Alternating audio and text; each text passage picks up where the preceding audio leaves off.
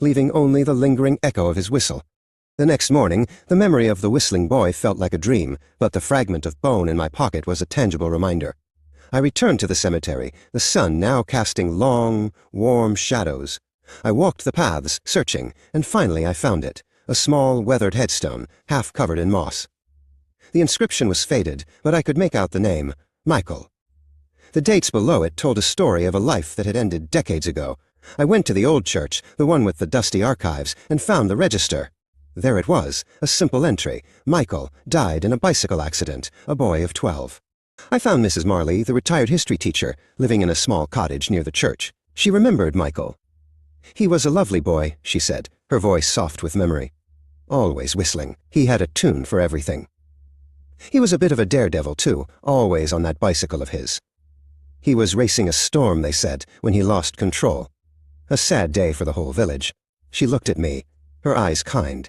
You know, she said, some people say they still hear his whistle on stormy nights. After that, Michael's presence became a subtle, almost constant part of my life. I would catch a flicker of his form in the mist that rose from the river on a cold morning. A shadow on the wall during a rainstorm would seem to hold the shape of a boy on a bicycle. The whistling, too, would return, a faint, distant melody carried on the wind.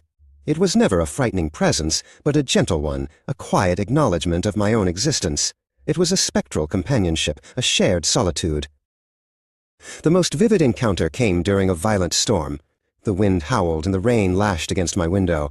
I saw him then, not as a flicker, but as a bright, translucent figure, riding his bicycle through the downpour, his form illuminated by a flash of lightning. He looked up at my window, and for a moment I saw his smile again.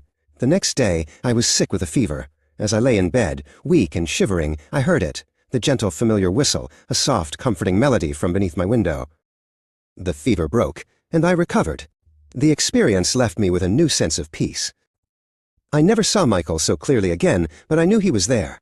I stopped trying to rationalize it, to decide if he was a ghost, a memory, or an aspect of my own imagination. It didn't matter. The companionship was real, a gentle presence that had filled the void of my loneliness.